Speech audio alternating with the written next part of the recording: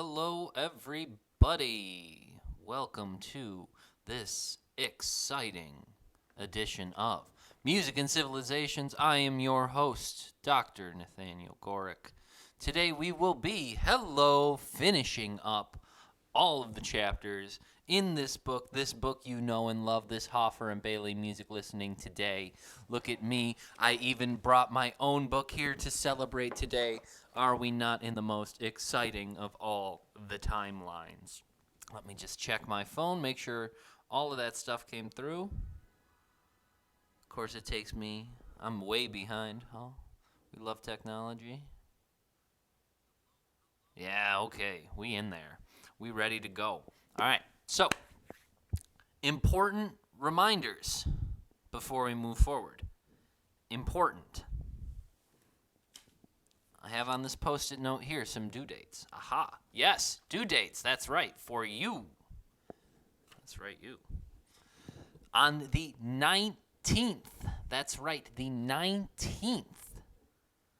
You have your paper or final project due. Many people have been getting in touch with me and confirming their topics. Thank you for doing that. Remember, that is the thing that you need to do, right? Make sure that you confirm your topic with me, and then you can go on happy-dappy writing. Do the 19th, uploaded to Georgia View, okay? Your test, your fourth test, will be on Tuesday. That's right, Tuesday. That's right. Yeah, you should have everything ready to go. We can review for it after this, after we get through the rest of this. Keep in mind, all the PowerPoints and the study guide are uploaded. They're all ready to go. That will be open on Tuesday, starting at midnight, and it will be open until the end of Wednesday. You have a 48-hour window in which to get this test done. Please do not let it slip by. That is on Tuesday. Just like before, I will make myself available during the lecture time to play music examples if you're having difficulty with it, or to answer questions if you have them. As always, feel free to email me to reach out with those. And then your concert reports are due on the 26th. Please reread the guidelines for those. You can submit those through Georgia View. And keep in mind that they have to be digitally now. I have sent you digital concerts. Those links are all up in Georgia View as well. There are 3 if you missed the second one because of the school closings. But they are there for you. They're ready to go. You should be all set. Please, again, if you have any questions, feel free to ask them in chat. I am monitoring that as we go through today. So, moving forward, let's continue with the magical journey of Hoffer Bailey. Chapter 40, we're talking about folk and ethnic music, okay? These are 2 different words. They mean 2 different things. Folk music is the music of a common people, of a region, or a nation. Are we still having the final? Yes, the final will still be given. The final will be at the regular final time. It is on the syllabus. It is in the email that I sent you. I apologize for not having it on hand right now. So I don't want to give you the wrong date, but it is in multiple locations. The final will be given online as well. Back to folk music, right? Folk music is the music of a common people of a region or a nation. American folk music. British folk music, right? Folk music of the Germanic lowlands, right? That's a region rather than a specific nation, right? But it's the music of a region or nation.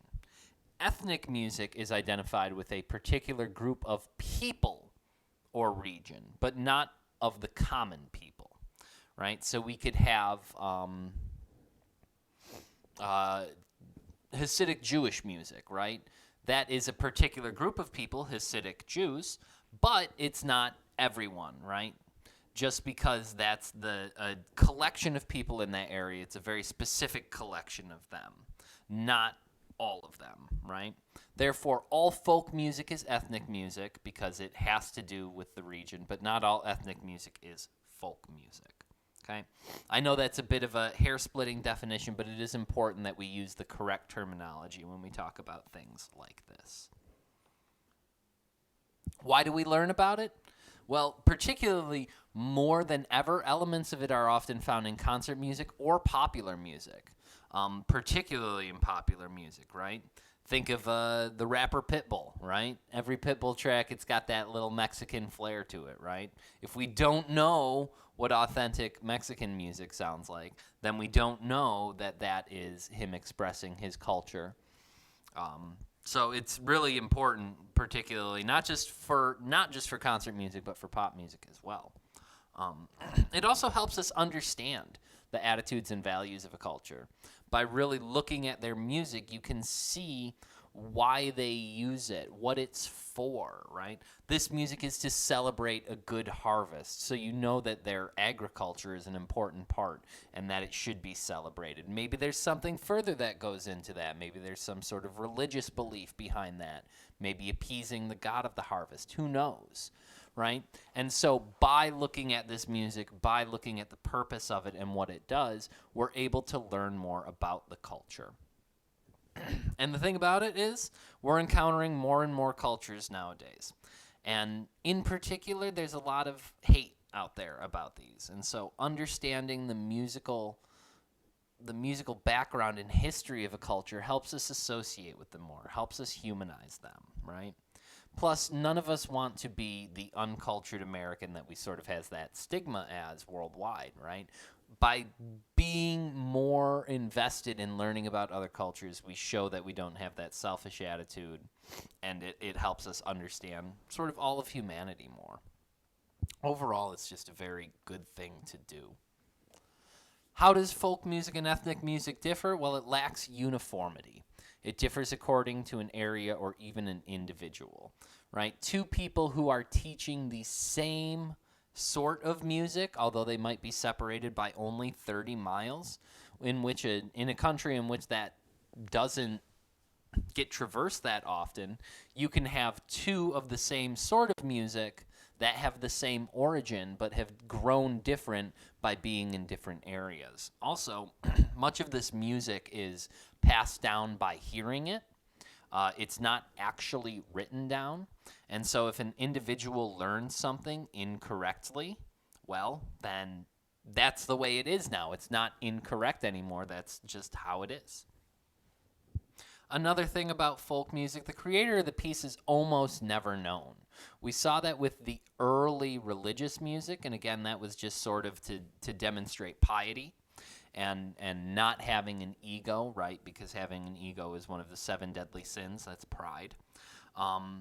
With folk music, we just didn't write it down. It's just been in the culture so long that it's an irremovable part of that region, that person, that area, that religious sect, that ethnic group, what have you.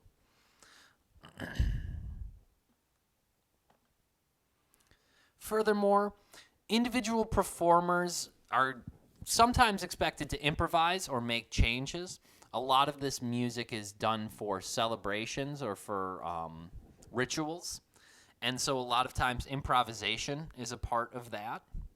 I'm thinking specifically about the funeral music of the Dagbe people in Ghana.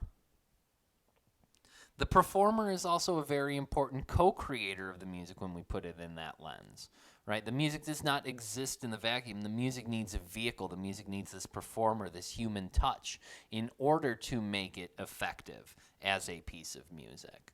So, particularly when we talk about the improvisation that's sometimes inherent in this music, the performer himself is the music could not exist without the performer. As we said, most of this music was not written down.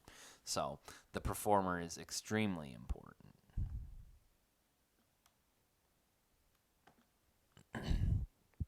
Performers are expected to improvise, most definitely. Yep. We see that in almost all of the ethnic music that we have. We even saw that in the early dance music of the medieval and the Renaissance era. Remember that they were supposed to make things a little bit flashier on the repeats, right? It is very similar in the folk and ethnic music traditions to do something, a similar thing. And often there is audience participation.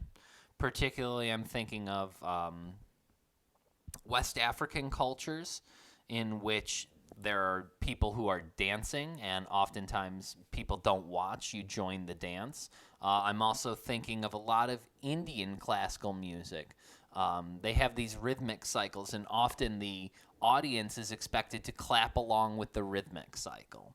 So oftentimes these folk or ethnic traditions will involve other people, will involve the audience playing along with the performers. So when we talk about the music and culture aspect of this, all music is a product of the culture in which it's found, right? There have often been hundreds of years developing this musical tradition, and it changes according to the value system of what culture we're in. As I mentioned before, a lot of times you'll have music to celebrate a good harvest. People know the sort of Native American rain dance idea, right? Trying to summon down the rains on the great American plains, right? Obviously, this shows the importance of these things, the importance of agriculture in these different groups. So keep in mind that the music is generally created for a purpose, and it's a purpose that is necessary for the culture in which it's produced. So, and of course, we can't talk about folk or ethnic music without talking about the importance of cultural factors. Obviously, that's the most important part. This music is there to represent this group of people. It means something to them, and it means more than just something. It means a lot. It is oftentimes representative of who they are as a group. So just really quickly, folk and ethnic instruments, we talk about them a little bit differently. This is a little system called the sax hornbustle system. Very fun name to say. And we separate them into 4 different groups. Keep in mind, each of them ends with phones, which is essentially just showing that it is something that makes a sound. It is an instrument. So aerophones is an air-based instrument. It's anything that you would blow into or across. Trumpets, trombones, recorders, penny whistles, train whistles, even whistling. Your own whistle is considered an aerophone because it is a sound which is created using air. Moving over here, membranophones is something that creates a sound through a membrane.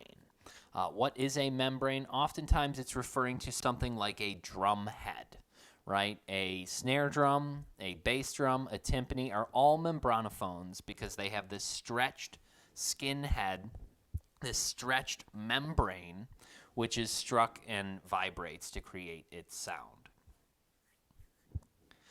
Idiophones are anything that is struck that is not a stretched membrane, right? This bottle, this beautiful metal drinking bottle, this is an idiophone because I can go like that to it, right? Perfect example. Your hands clapping, idiophone. It is striking something to create a sound, right? And keep in mind that's different than the membranophones in which it is specifically a membrane that you're striking. And then chordophones is anything with a taut string which vibrates. These are our guitars, violins, violas, double basses, lutes, zithers, things like that. Oud, violas, right? Anything that has strings is going to be considered a chordophone. Again, that's called the sax hornbustle system. That would be a most excellent test question if you ask me, just spitballing here, but I think asking how each of these produces a sound and one example of it would be a really good test question, just saying. So we look quickly at folk music and ethnic music and what the difference is between them, the values of learning them, why they were created, and how they represent